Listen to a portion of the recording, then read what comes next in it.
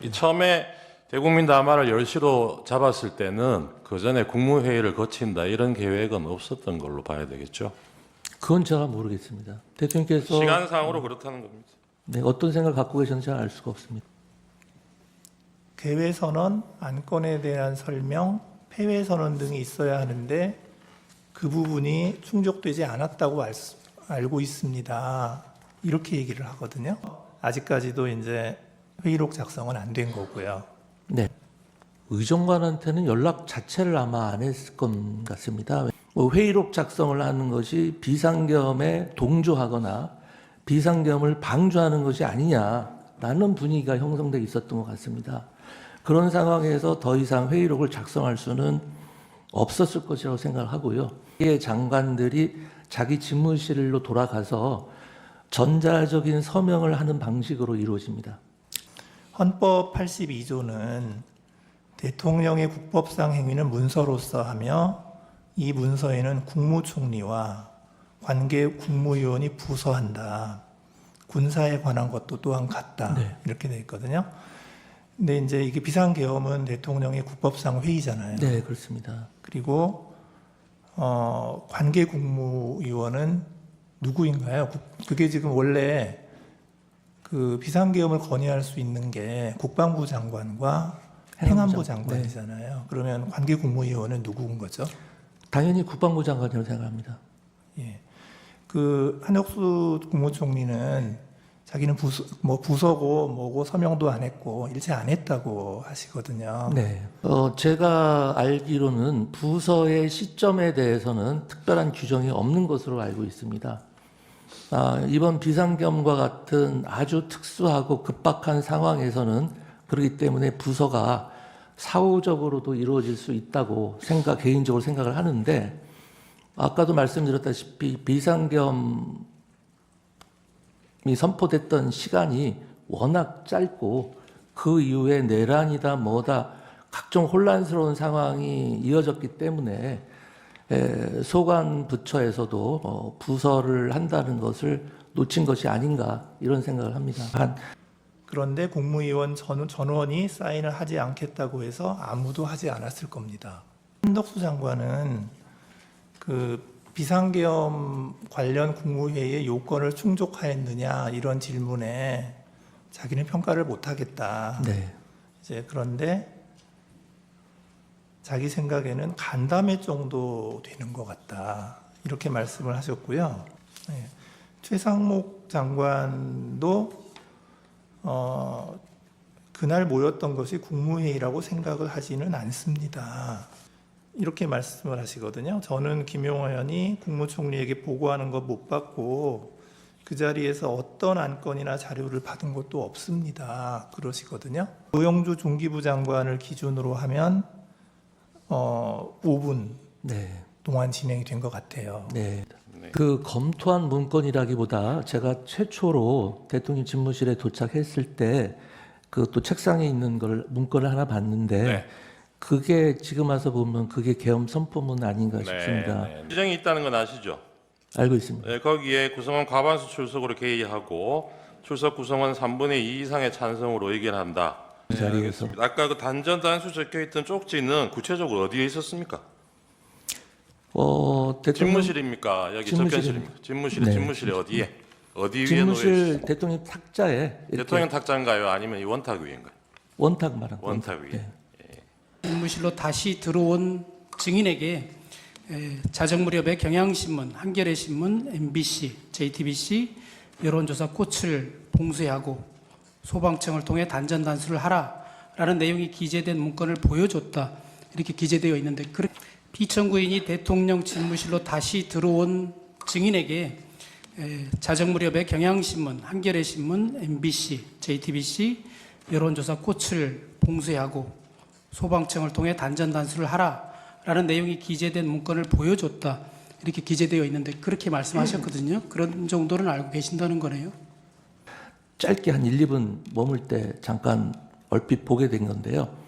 그리고 나서 이제 비상계엄이 선포가 되고 제가 이제 광화문으로 돌아가는 제 차 안에서 그 쪽지 본 게 생각이 났습니다.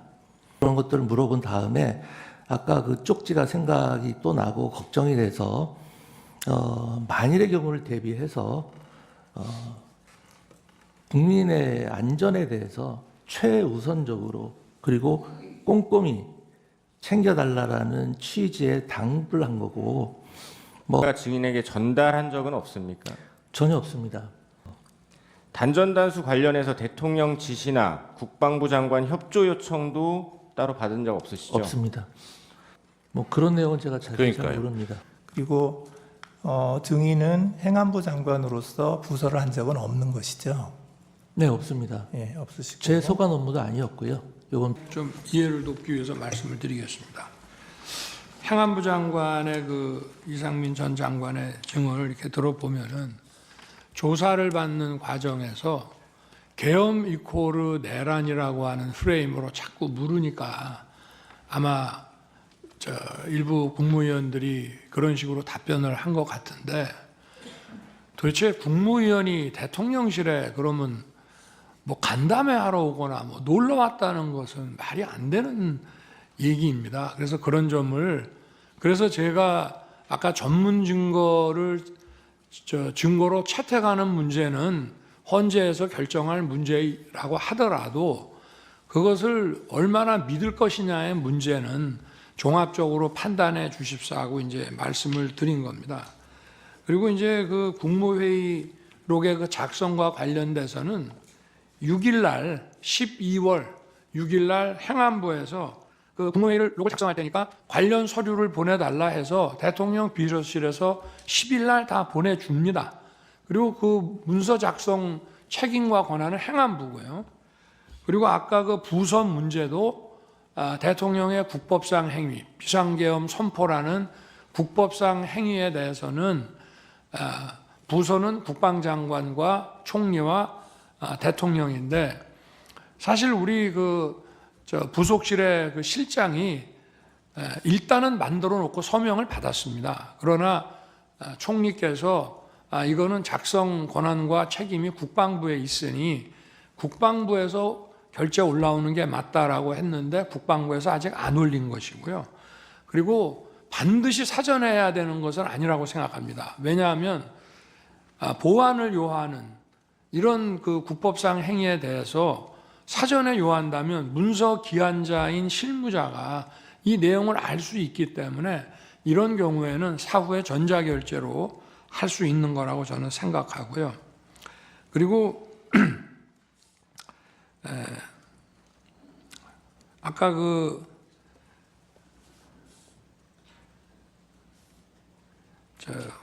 우리 소추인 측에서 비상계엄의 위헌성에 대해서 말씀을 하시면서 대통령이 뭐 정치인으로서 이 야당과 대화와 타협을 해야 되는데 대통령이 그런 거를 방기하면서 결국 이 사태를 만들어 놓고 이걸 계엄으로 해결하려고 한 거라 이게 위헌성이 아주 농후하다고 말씀을 하셨습니다. 저도 한 말씀 드리겠습니다. 제가 취임하기 전부터도 민주당과 야권에서는 선제 탄핵을 주장하면서 제가 이 계엄을 선포하기 전까지 무려 178회를 퇴진과 탄핵 요구를 했고요.